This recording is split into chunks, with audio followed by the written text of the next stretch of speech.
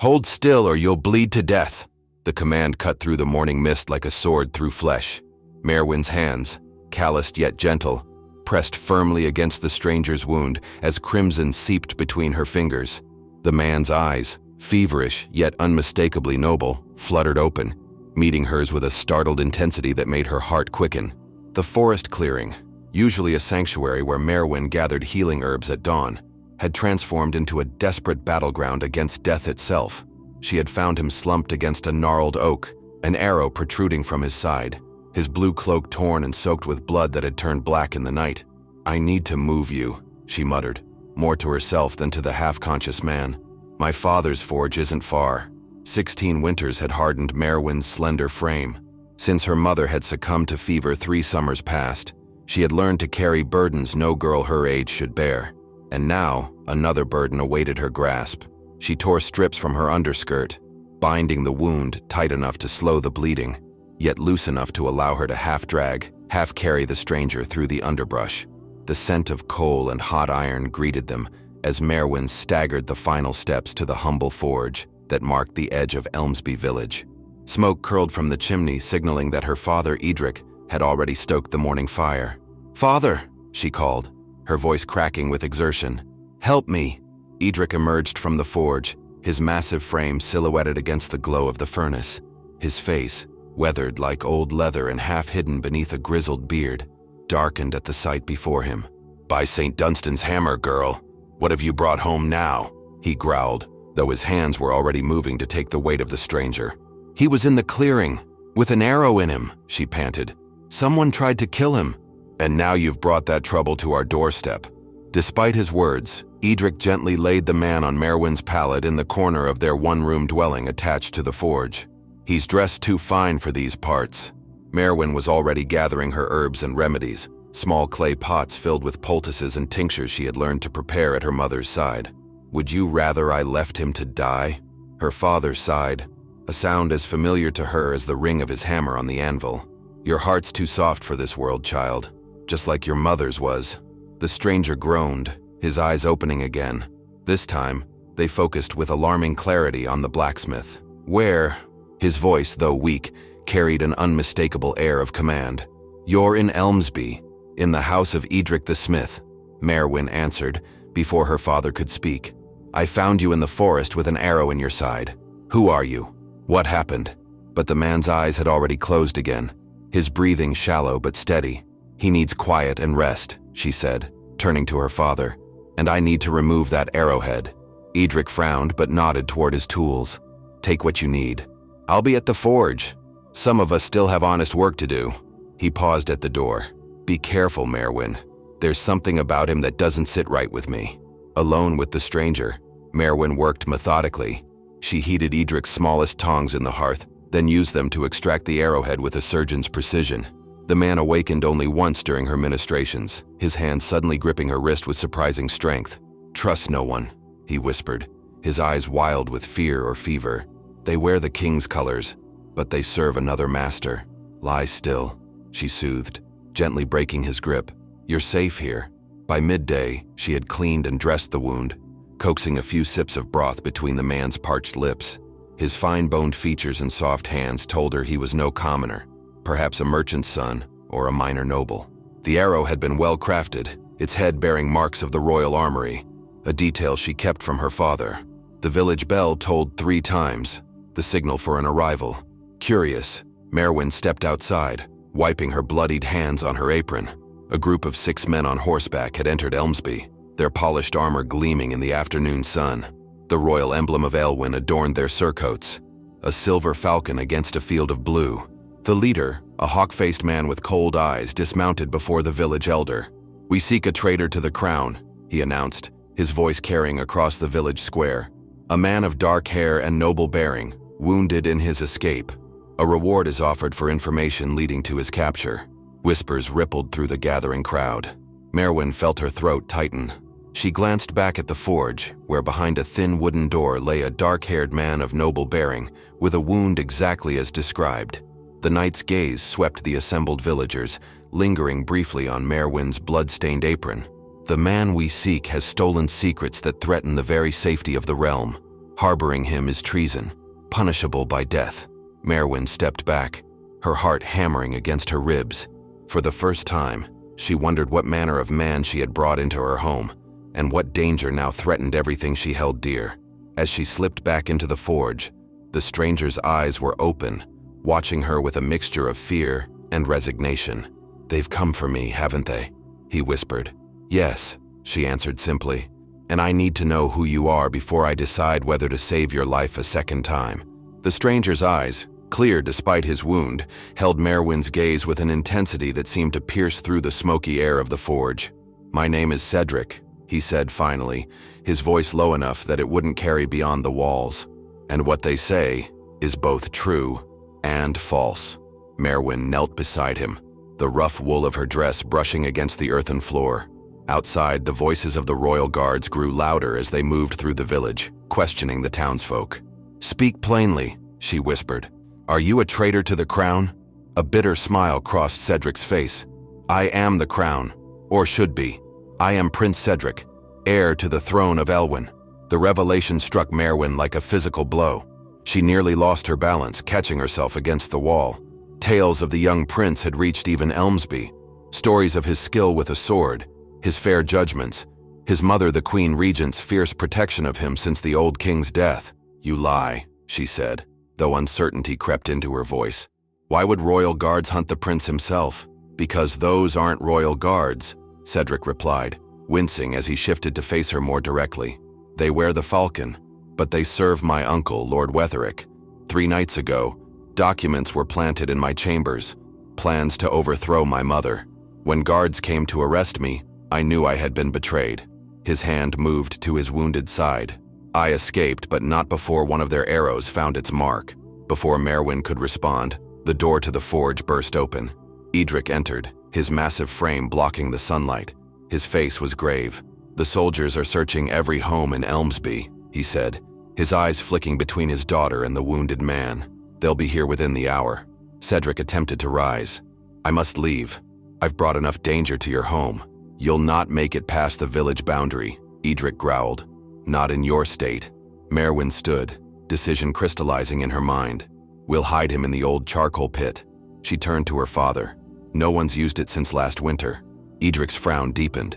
"And if we're discovered harboring him, what then, daughter? Have you thought of that?" "I didn't ask to be involved in royal intrigues," she countered, "but I won't send a wounded man to his death, prince or no prince." Her father studied her for a long moment, then nodded once. "You have your mother's stubborn heart." He turned to Cedric. "Can you walk, your highness? If that's truly who you are." "With help," Cedric replied. Together, father and daughter supported the prince through the back of the forge and across the small vegetable garden beyond. The charcoal pit, a deep earthen hollow where Edric once converted wood to charcoal before he could afford coal, lay hidden behind a stand of elder trees. Its walls were reinforced with stone, and a half-rotted wooden cover still protected it from the elements. They lowered Cedric inside, along with a water skin and a blanket. Maerwynn added a pouch of herbs to help with the pain. "Stay silent, no matter what happens," she instructed, her voice steady despite the fear churning in her stomach. As they returned to the forge, Edric gripped his daughter's arm. "If he's lying, if he's truly a traitor, we'll both hang for this. And if he's telling the truth," she replied, "what then? Would we be any less dead for turning him over?" The clatter of armor and hoofbeats announced the guard's approach. Edric returned to his anvil, lifting his hammer as if he'd been working all along. Maerwynn busied herself with the hearth, stoking the flames higher. The hawk-faced knight entered without knocking, 2 soldiers flanking him. His gaze swept the humble dwelling, lingering on the bloodied cloths Maerwynn had used to dress Cedric's wound. "Smith," he addressed Edric, "we search for a fugitive, a dangerous man who threatens the peace of this realm." Edric struck the glowing metal before him, sparks flying. "We see few travelers in Elmsby, Sir Knight. None have passed through my forge." The knight's eyes narrowed. "Then what explains the blood on your daughter's hands?" Maerwynn raised her chin, meeting his gaze directly. "My father crushed his thumb this morning. I tended to it." She gestured to the bandage hastily wrapped around Edric's left hand, a clever deception her father had prepared while she hid Cedric. "A smith with a crushed thumb," the knight mused, skepticism evident in his tone. "Yet you still work the anvil. Iron doesn't shape itself." Edric replied evenly. "And my family doesn't feed itself if I don't work." The knight approached Maerwynn, studying her with cold calculation. She could smell the leather of his jerkin, the oil used to polish his armor. "They say the blacksmith's daughter has a gift for healing, that she knows herbs and remedies like a woman thrice her age." "Simple knowledge passed from mother to daughter," she answered, fighting to keep her voice steady. "Nothing more." "Indeed." The knight circled the forge slowly. "It would be a shame if such knowledge were misused. Healing traitors, for instance, would be unfortunate." "I heal those who need healing," Maerwynn said, a flash of defiance overcoming her fear. "As my mother taught me. I don't ask for lineage before I stanch a wound." The knight's hand moved to his sword hilt. Bold words from a blacksmith's daughter. Edric stepped between them, his hammer still in hand. "My daughter meant no disrespect, Sir Knight. She's young and speaks without thinking." "Does she?" The knight's gaze remained fixed on Maerwynn. "Then perhaps she should learn caution. The royal court seeks 10 new scullery maids. Hard work, but better than a traitor's fate." His meaning was clear, a thinly veiled threat disguised as an offer. "My daughter is needed here," Edric said firmly. "Her mother is gone, and I've no wife to tend the home." The knight's eyes glittered with malice. "That wasn't a request, Smith. I find your daughter's manner suspicious. She will accompany us to the castle for questioning." Maerwynn felt ice spread through her veins. If she were taken, Cedric would die without her care, and she might never return from the castle at all. Before either she or her father could respond, a commotion erupted outside. Shouts and the sound of running feet drew the knight to the doorway. One of his soldiers rushed up, breathless. "Sir Aldrich, we've found signs of blood on the eastern path, fresh tracks leading toward the river." The knight, Sir Aldrich, turned back to Maerwynn, suspicion still evident in his gaze. "Your questioning shall wait, girl, but do not think this matter is settled." To his men he barked, "Mount up, we ride east." As quickly as they had come, the soldiers departed, leaving behind only the lingering scent of leather and steel, and the heavy knowledge that they would return. Edric waited until the sound of hoofbeats faded before he spoke. That was too close. He unwrapped the false bandage from his thumb. "They'll be back when they find nothing by the river." Maerwynn sank onto a stool, her legs suddenly weak with relief. "Then we have until nightfall at most." She looked up at her father. "We have to get him out of Elmsby." "And take him where?" Edric demanded. "If he's truly the prince, nowhere in Aelwin will be safe." Maerwynn's mind raced. "Mother's sister, in the northern foothills. It's beyond Lord Wetherick's direct influence." Edric's expression darkened. "That's 3 days' journey, even for a healthy man." "Then we'll need a cart," she said, rising to her feet with newfound determination. "And a story convincing enough to get us past any soldiers we might encounter." As the shadows lengthened across the village, Maerwynn and her father prepared for a journey that would either save a kingdom or doom them all. Darkness had settled over Elmsby like a shroud by the time they retrieved Cedric from the charcoal pit. The prince's condition had worsened. Fever flushed his cheeks, and his skin glistened with sweat in the pale moonlight.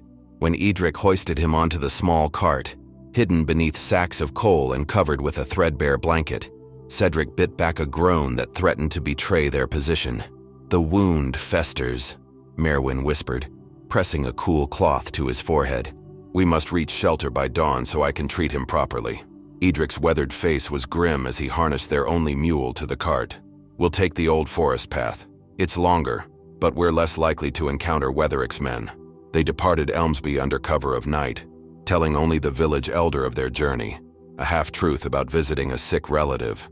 The old man had looked skeptical, but asked no questions. Sometimes, Maerwynn reflected, the kindest gift one could offer was deliberate ignorance. The forest path was treacherous even in daylight. By night, it became a labyrinth of shadows and unseen hazards. Roots threatened to overturn the cart at every turn, while low-hanging branches clawed at them like skeletal fingers. Maerwynn walked alongside, leading the mule with one hand, while keeping the other on Cedric's chest, monitoring his breathing. "You should have left me," the prince murmured during a moment of lucidity. "You risk everything for a stranger." "You're no longer a stranger," she replied, adjusting the blanket around him. "And my mother taught me that a life saved is a debt owed, not by you to me, but by me to whatever power guided me to that clearing." Cedric's feverish eyes studied her face in the filtered moonlight. "You speak like a court philosopher, not a village girl." And you bleed like any mortal man, not a divine prince, she countered, allowing herself a small smile. Maerwynn, Edric called from ahead, his voice tense. Riders approaching. The sound of hoofbeats grew louder, not the organized cadence of soldiers, but the erratic rhythm of men riding hard through difficult terrain. Edric pulled the cart behind a dense thicket, while Maerwynn crouched beside it, one hand pressed against Cedric's mouth to ensure his silence. 3 riders emerged from the gloom, their faces obscured by low-pulled hoods. They reined in not 20 paces from the hiding place. "We've lost the trail," one said, his accent marking him as from the western provinces. "He couldn't have come this far wounded. Lord Wetherick wants the prince found before dawn," another replied, his voice carrying the refined tones of nobility. "Dead or alive, though preferably the former. The girl and her father are gone too," the third added. "The blacksmith's daughter, the one who was seen gathering herbs near where the prince was last tracked. Find them, and we'll find him," the noble-voiced rider declared. "Spread out. They can't have gone far on foot." The riders separated, one heading directly toward their hiding place. Maerwynn felt her heart hammering so violently she feared the rider might hear it. Beside her, Cedric's breathing had grown shallow, his body tense despite his weakness. The rider approached slowly, his horse's hooves crunching on fallen leaves. A sword gleamed at his side, catching what little moonlight filtered through the canopy. He was nearly upon them when an owl hooted loudly from a nearby branch, startling the horse. The animal reared, nearly unseating its rider, who cursed and fought to regain control. "Nothing here but woodland creatures," he called to his companions, turning his mount around. "We're wasting time in this forest." The riders regrouped and continued down the path, their voices fading into the night. Only when the forest had fallen silent again did Maerwynn release the breath she'd been holding. "That was too close," Edric muttered, emerging from the shadows. "We can't stay on this path. They'll have men watching all the main routes by morning. Then we go where they won't expect," Cedric said weakly, pushing himself up on one elbow. "The old quarry road, through the marshlands." Edric's eyebrows rose. "That road's been abandoned for years. Parts have likely been reclaimed by the swamp." "Precisely why Wetherick's men won't patrol it," Cedric replied. "And it leads directly to the northern foothills." Maerwynn exchanged a glance with her father. The quarry road was dangerous. Tales abounded of travelers lost to quicksand or the mysterious lights that lured the unwary to their doom. But remaining on their current path seemed even more perilous.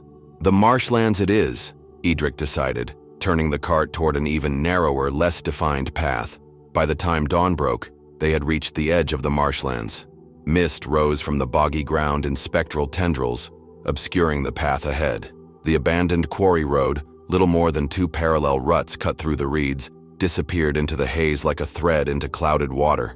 They paused to rest the mule and to allow Maerwynn to check Cedric's wound. The fever had worsened, and angry red lines now spread from beneath the bandages. Blood poisoning. "I need fresh water and certain herbs," she said, wiping his brow. "Some grow in marshlands like these." "We can't linger," Edric warned, eyeing the misty expanse with apprehension. "This place has an ill reputation, and for good reason." "I won't watch him die when I have the means to save him," Maerwynn insisted. "1 hour, that's all I ask." Reluctantly, her father agreed.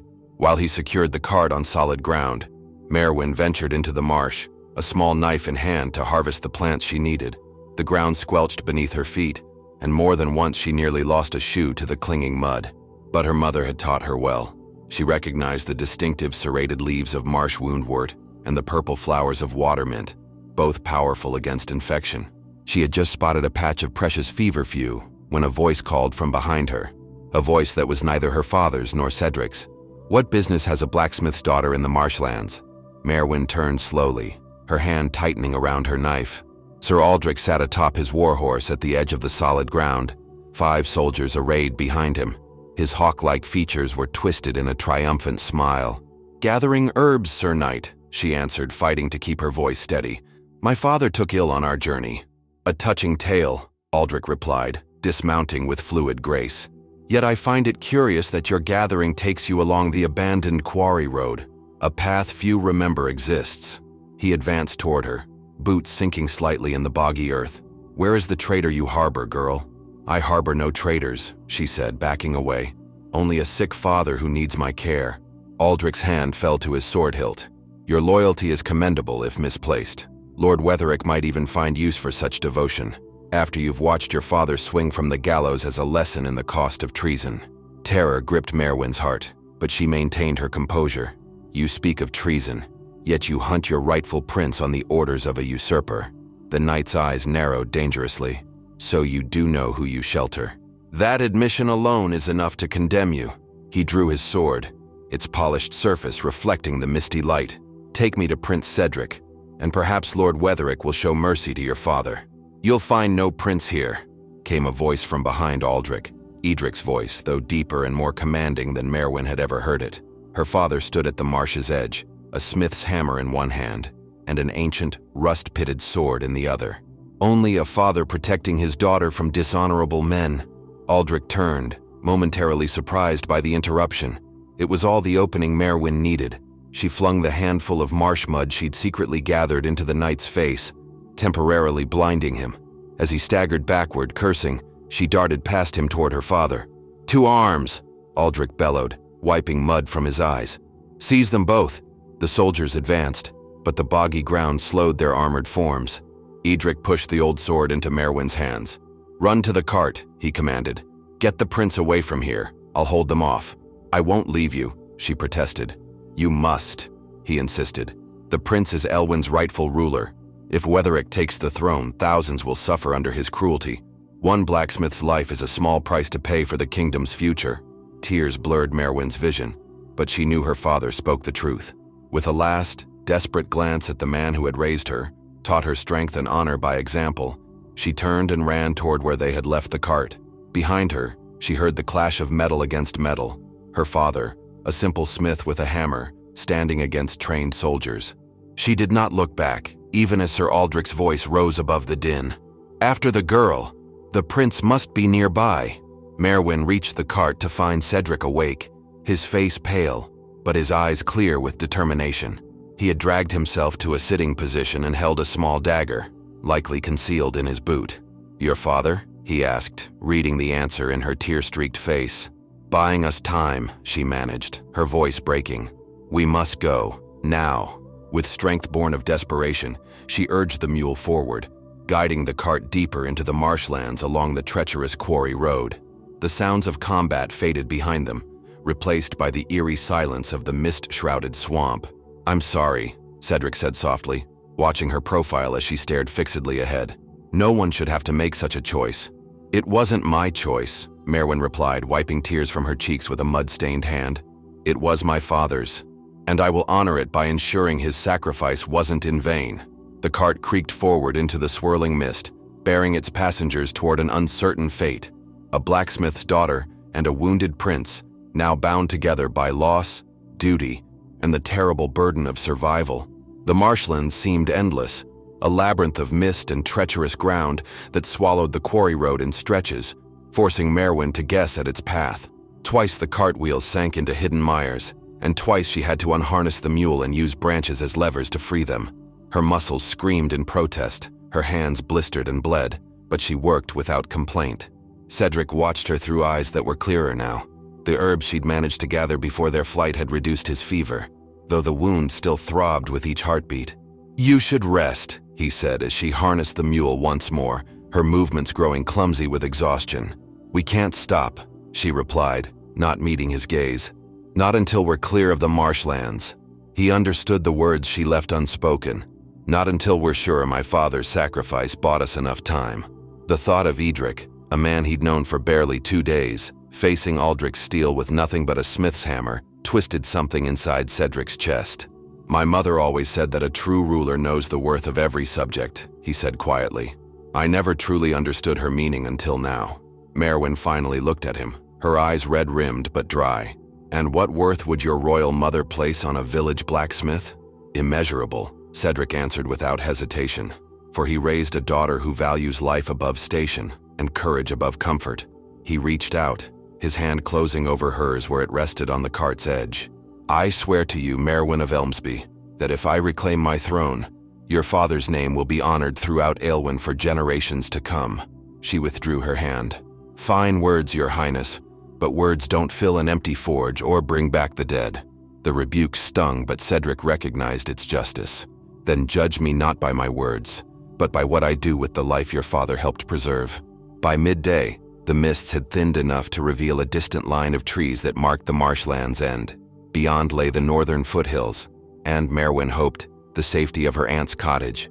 They had heard no sounds of pursuit since leaving Edric behind, but that offered little comfort.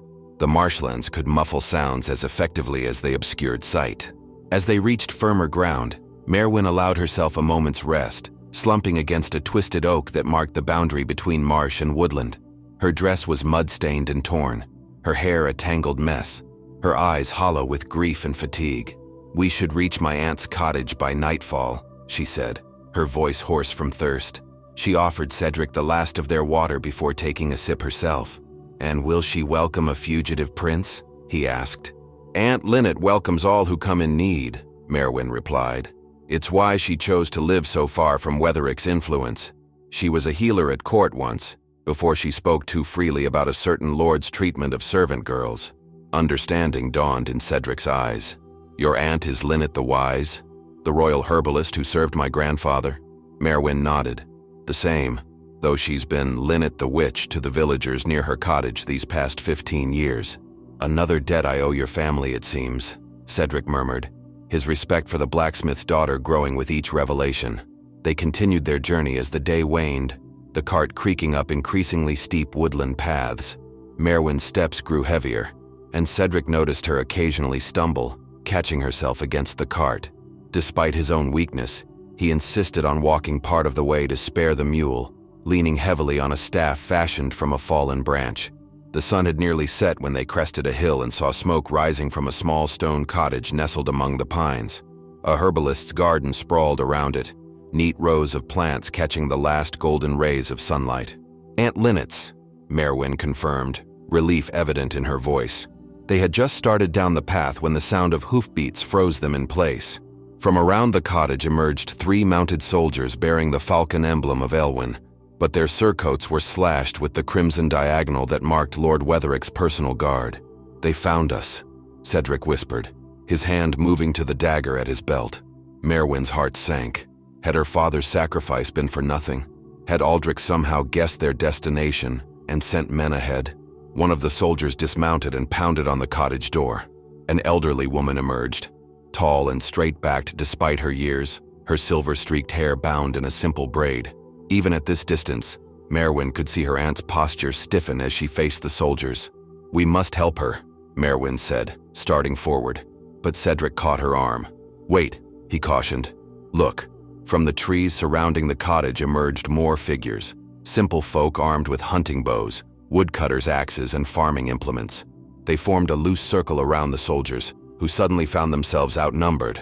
Words were exchanged that Maerwynn couldn't hear, but she saw the soldiers' hands move toward their swords, only to freeze as 24 makeshift weapons were raised in warning. After a tense moment, the soldiers remounted and rode away, taking a different path than the one that led to Maerwynn and Cedric. "It seems your aunt has protectors of her own," Cedric observed as they resumed their approach. "Linnet has treated their ills and delivered their children for 15 years, Maerwynn replied. "The woodland folk don't forget such things." As they drew closer, Linnet spotted them. She hurried forward, the villagers parting to let her pass. Her sharp eyes took in Maerwynn's exhausted state and Cedric's wound in a single glance.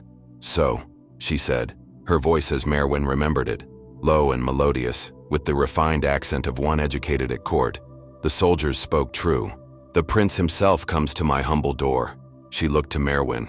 "And my niece brings him. Where is your father, child?" The question broke the fragile composure Maerwynn had maintained since the marshlands. Tears spilled down her dirt-streaked cheeks as she shook her head, unable to form the words. Understanding softened Linnet's features. She enfolded her niece in a fierce embrace before turning to address the gathered villagers. "Rowan, Willem, help the prince inside. Edith, warm broth and clean linens. The rest of you, keep watch. Lord Wetheric's men will return in greater numbers once those 3 report back." The cottage interior was warm and aromatic with hanging herbs and bubbling pots. Cedric was laid upon a pallet by the hearth, while Maerwynn sank onto a bench, her limbs finally surrendering to exhaustion. Linnet examined the prince's wound with practiced hands. "Blood poisoning," she diagnosed. "Though someone has done a fine job treating it." She glanced at her niece with approval. "Your mother's teaching lives on in you, child." As Linnet prepared a poultice, a broad-shouldered man with a woodcutter's axe entered the cottage. "Riders approaching from the south," he reported. "At least a dozen, led by a knight in falcon armor." "Aldrich," Cedric said grimly. Linnet's expression hardened. "Then we have little time." She turned to the woodcutter. "Gather the others. We'll need every hand." "You can't fight Aldrich and his men," Maerwynn protested, struggling to her feet. "They're trained soldiers. Who expect to find a wounded prince and an old woman?" Linnet finished for her. "Not 30 woodland folk who know every tree and stone of these hills." She pressed a steaming mug into Maerwynn's hands. "Drink this. You'll need your strength." The herbal infusion spread warmth through Maerwynn's body, clearing the fog of exhaustion from her mind. Outside, she could hear the villagers preparing, not for open battle, but for the kind of resistance these independent folk had always mounted against lords who thought their jurisdiction extended to the wild northern hills. Cedric attempted to rise. "I should help. This is my fight." "Lie still, your highness," Linnet commanded, with the authority that had once made even kings heed her counsel. "You'll do no one any good by reopening that wound." A young woman burst through the door, breathless. "They're coming up the main path. 20 men at least, with Sir Aldrich at their head." Linnet nodded calmly. "As expected. Willem, take your archers to the eastern ridge. Rowan, your group to the western approach. Remember, we need not defeat them, only convince them that the price of taking this cottage is too high." As the villagers dispersed to their positions, Maerwynn gripped her aunt's arm. "This is our fight, not theirs. We've brought this danger to their doorstep." "Their doorstep has seen danger before," Linnet replied. "Lord Wetherick has coveted these hills for years. Their timber, their herbs, their freedom from his taxes. Today they fight not just for you and the prince, but for themselves." The sound of approaching horses grew louder. Through the cottage window, Maerwynn could see torches moving up the path. Aldrich and his men, confident in their superior numbers and training. What happened next unfolded with the chaotic clarity of a lightning storm. As the soldiers entered the clearing before the cottage, arrows whistled from the surrounding trees. Not aimed to kill, but to warn, thudding into the ground before the horses, causing them to rear and neigh in panic. Aldrich's voice rose above the confusion.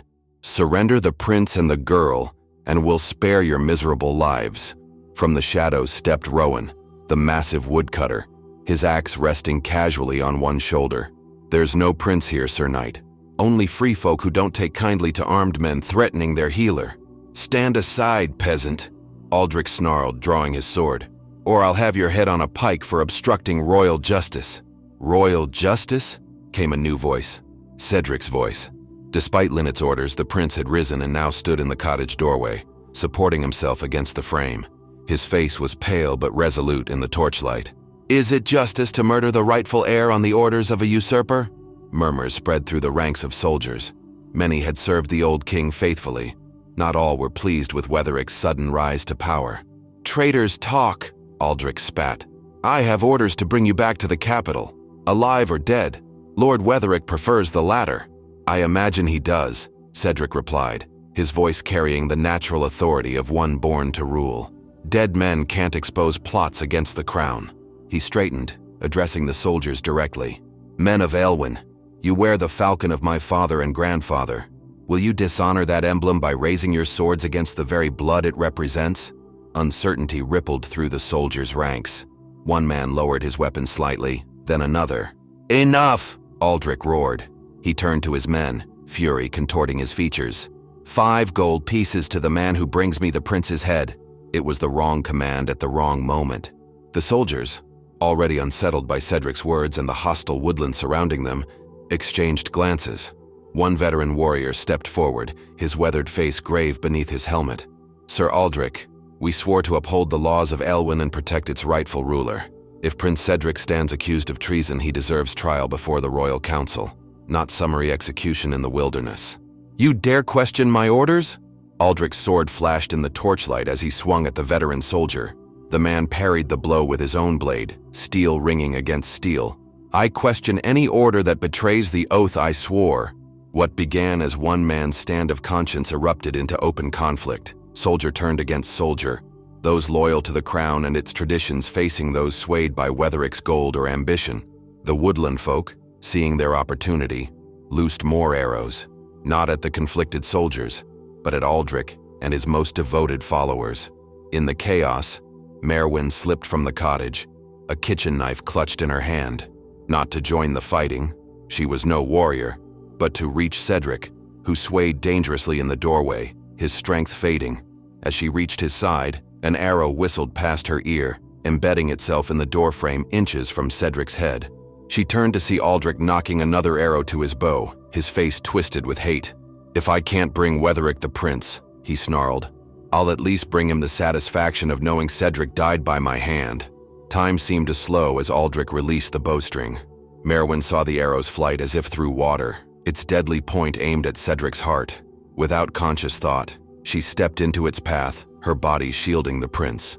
Pain exploded in her shoulder as the arrow struck. She heard Cedric cry out, felt his arms catch her as she fell. Around them, the battle reached its climax. Aldrich, seeing his shot fail, charged forward with sword drawn, only to be met by the combined resistance of loyal soldiers and woodland folk. The last thing Maerwynn saw before darkness claimed her was Sir Aldrich falling beneath a dozen blades, and Cedric's face above her own, his royal features twisted with an emotion she had never expected to see directed at a blacksmith's daughter. Not gratitude, not obligation, but something far more profound, and far more dangerous to them both. Maerwynn woke to sunlight streaming through a window she didn't recognize. For a moment, disorientation gripped her. This was not her pallet in the corner of her father's forge, nor her aunt's cottage. The ceiling above her was high and vaulted, the bed beneath her soft as clouds compared to the straw mattress she had known all her life. Pain throbbed in her shoulder as memory returned. The arrow, Aldrich's snarl of hatred, Cedric's face as she fell. She tried to sit up and gasped as the movement sent fire racing down her arm. "Easy now," came a familiar voice.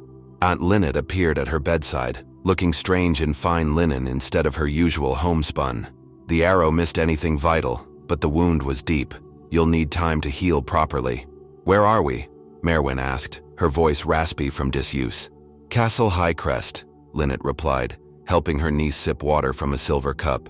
"The seat of Duchess Eleanor, your prince's most loyal supporter, and fortunately for us, the nearest noble with enough soldiers to ensure our safety." "How long have I been asleep?" 3 days, Lynette said, setting aside the cup. "The fever broke only yesterday. You've been calling for your father in your sleep." Her eyes softened with sympathy. "I'm sorry, child. We've had no word of Edric." Grief washed over Maerwynn anew, but she pushed it aside, focusing instead on what she could control. "And the prince? Is he recovering well?" Lynette assured her. "His wound was less severe than yours, though he refused proper rest until he was certain you would survive." A knowing smile touched her lips. "He's been quite insistent on being informed the moment you woke." As if summoned by her words, a knock sounded at the chamber door. A young page entered and bowed. "The prince requests an audience with the lady, if she is well enough to receive him." Maerwynn nearly laughed at the formality. The lady, indeed. But Lynette was already straightening the bed covers and adjusting the pillows to help Maerwynn sit more upright. "Tell His Highness that my niece is awake and would be honored by his presence," Lynette instructed the page, who bowed again and departed. "Aunt Lynette," Maerwynn protested, suddenly conscious of her appearance after days of fever. "I'm hardly presentable." "Nonsense," her aunt replied briskly. "You saved the man's life. He can endure seeing you with your hair unbound." Nevertheless, she produced a comb and quickly smoothed Maerwynn's tangled locks before stepping back to assess her handiwork. "There, every inch the woodland healer's apprentice, which is who you are, not some courtier's daughter." The door opened again and Cedric entered. He was dressed simply but richly, in a deep blue tunic embroidered with silver thread. A circlet of polished silver rested on his brow, not the full crown of Aelwin, but a symbol of his royal status nonetheless. He moved with greater ease than when Maerwynn had last seen him, though a careful observer might still detect a slight stiffness in his gait. Lynette curtsied. "Your Highness, I'll leave you to speak with my niece." As the door closed behind her aunt, Maerwynn became acutely aware of the vast difference in their stations. In the forge, with Cedric wounded and dependent on her care, that gulf had seemed smaller. Here, in a castle surrounded by the trappings of nobility, It yawned before her like an unbridgeable chasm. "You look better," she said at last, breaking the awkward silence. "The infection has cleared. Thanks to your care," Cedric replied, moving to stand beside her bed. "And your aunt's skill." His eyes, the same clear blue as the summer sky beyond her window, studied her face intently. "How do you feel?" "Well enough," she answered, "though I fear my days as a blacksmith's apprentice are over. My arm may never be strong enough to swing a hammer again." "Then it seems I've robbed you of your livelihood as well as your father," Cedric said softly, regret evident in his voice. Maerwynn shook her head. "My father made his choice, as did I. We both knew the consequences might be grave. Nevertheless," Cedric continued, "the debt I owe your family can never be fully repaid." He hesitated, then pulled a chair close to her bedside and sat, bringing himself level with her eyes. "But I intend to try, beginning with news I think will lighten your heart. Your father lives." Maerwynn's breath caught. "What? How can you be certain?" "Because he arrived at Castle Highcrest this morning, escorted by loyal soldiers who found him wounded but alive in the marshlands." Cedric smiled at her stunned expression. "He's being tended by your aunt's finest apprentice healer. His injuries are serious but not mortal. A broken arm, several cracked ribs, and a sword cut to his thigh. He asked about you the moment he regained consciousness." Tears spilled down Maerwynn's cheeks, tears of relief and joy after days of grief. "I want to see him, and you shall," Cedric promised, "as soon as you're strong enough to leave this bed." His expression grew more serious. "But first, there are matters we must discuss. Events are moving quickly in the kingdom." He rose and paced to the window, gazing out at the castle grounds below. "Word of what happened in the northern hills has spread throughout Aelwin. Many of Aldrich's men who survived have sworn renewed allegiance to the true crown. Duchess Eleanor has rallied her forces to my cause, as have 3 other noble houses. Even now, an army marches on the capital." "And Lord Wetherick?" Maerwynn asked. "Cornered and desperate," Cedric replied. "He holds my mother under house arrest in the royal palace, using her as a shield against those who would depose him immediately." He turned back to face her. "I ride to join Eleanor's forces at dawn tomorrow. We will liberate the capital and restore the rightful line to the throne." Maerwynn studied him. No longer the wounded fugitive she had dragged from the forest clearing, but every inch a prince preparing to reclaim his birthright. "Then I wish you victory, your highness." "Cedric," he corrected gently. "After all we've endured together, I would count it an honor if you used my name, at least in private." She inclined her head, acknowledging the gift of such familiarity. "Cedric, then, may your sword strike true, and may you bring peace back to Aelwin." "When I return," he said, his voice taking on a formal quality that made Maerwynn wary, "when the throne is secure and my mother safe, I intend to make certain proclamations. Among them will be the ennoblement of Edric of Elmsby and his daughter, granting them lands and title in recognition of their service to the crown." Maerwynn's eyes widened. "Ennoblement? My father and I are simple folk, you're Cedric. We know nothing of court life or the responsibilities of nobility." "You know honor, courage, and sacrifice," he countered, qualities sorely lacking in many who were born to title. He returned to her bedside, his expression earnest. "The new Aelwin I envision needs nobles who understand the true meaning of nobility, not by birth, but by deed." She shook her head, overwhelmed by the implications. "And what would a blacksmith turned lord do with himself? My father's hands were made for the forge, not for holding a nobleman's pen or sword." "Your father will be given choice in the matter," Cedric assured her. "If he wishes to continue his craft, he may do so, as the royal armorer perhaps, with a forge in the capital and apprentices to train." His lips curved in a slight smile. "Though I suspect being addressed as Lord Edric might take some adjustment." Despite herself, Maerwynn laughed at the image, her gruff, practical father dressed in fine clothes, trying not to scowl as courtiers bowed to him. But her amusement faded as she considered her own fate in this new arrangement. "And what of me?" she asked quietly. "What place would a blacksmith's daughter have at court? Noble title or no?" Cedric's gaze grew intense. "Whatever place you wish. Royal herbalist following your aunt's path, or perhaps—" He hesitated, then reached for her hand, his touch gentle against her calloused fingers.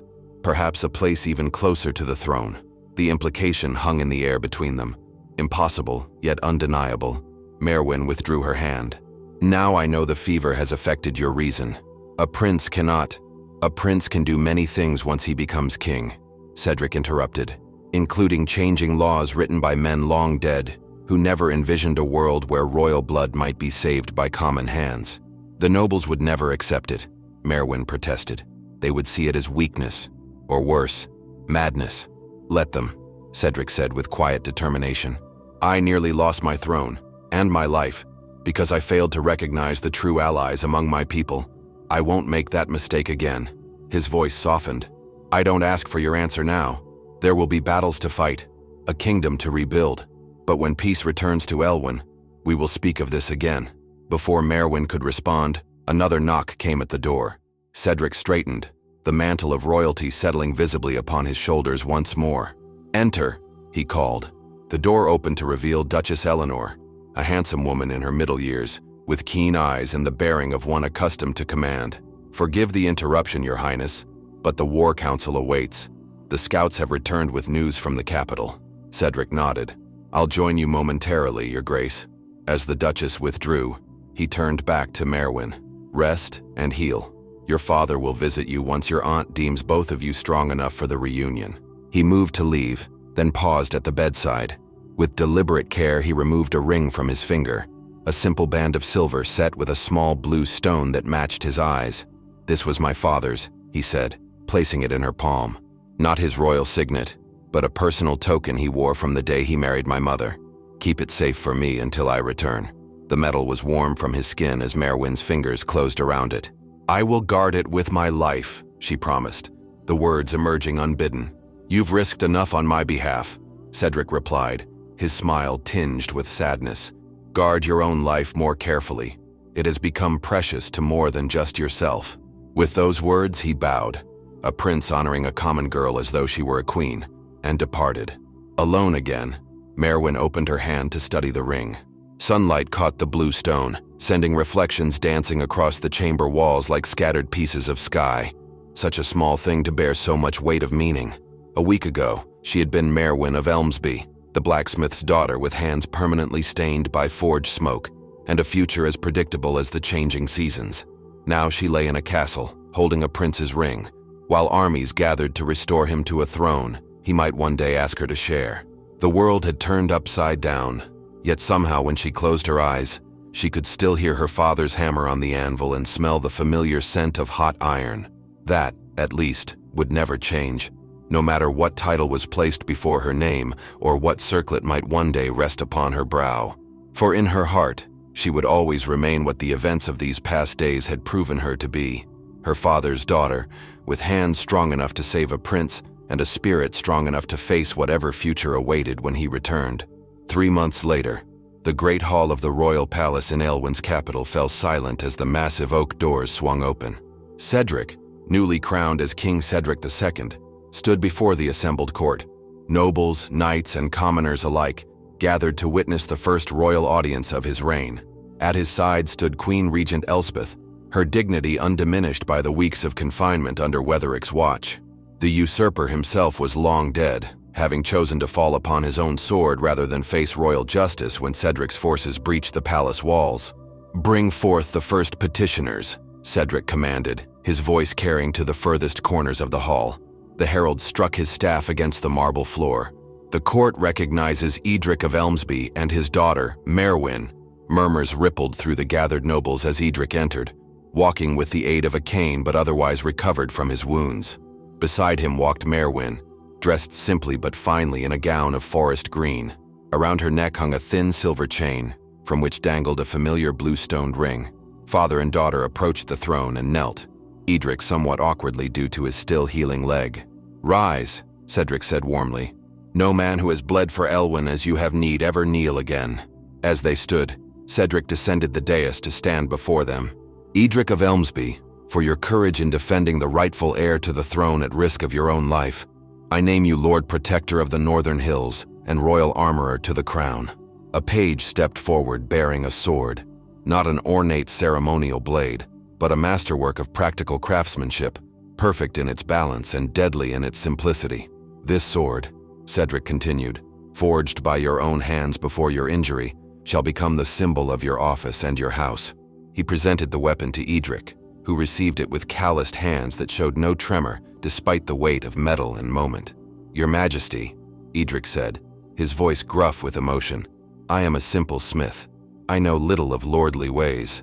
"Then teach the lords to value simplicity and honest labor," Cedric replied, loud enough for all to hear. "Aelwin has had enough of courtiers who know only how to flatter and scheme." Approving murmurs rose from the common folk who had been invited to witness the day's proceedings. Several nobles shifted uncomfortably, but none dared voice objection, not with the memory of Wetheric's failed coup still fresh. Cedric then turned to Maerwynn. "Maerwynn of Elmsby, for your wisdom, courage, and skill that saved the life of your king, I name you Lady of the Healing Arts and grant you the eastern wing of the palace to establish a school of medicine where the knowledge of both royal physicians and countryside healers may be gathered and shared for the benefit of all Aelwyn's people." Gasps echoed through the hall. Such an honor had never been bestowed upon a commoner, let alone a young woman. Yet before anyone could object, Queen Regent Elspeth stepped forward. "I endorse this appointment," she declared. "Had the royal physicians possessed half the skill of this blacksmith's daughter, my late husband might still sit upon this throne." She placed her own jeweled bracelet around Maerwynn's wrist. "The women of Aelwyn, noble and common alike, will benefit from the knowledge you will preserve and expand." Maerwynn bowed her head. "I am honored, Your Majesty, Your Highness. I will strive to be worthy of such trust." As the formal ceremony concluded, and the court broke into smaller groups for the feast that would follow, Cedric found a moment to speak privately with Maerwynn in the shadow of a marble column.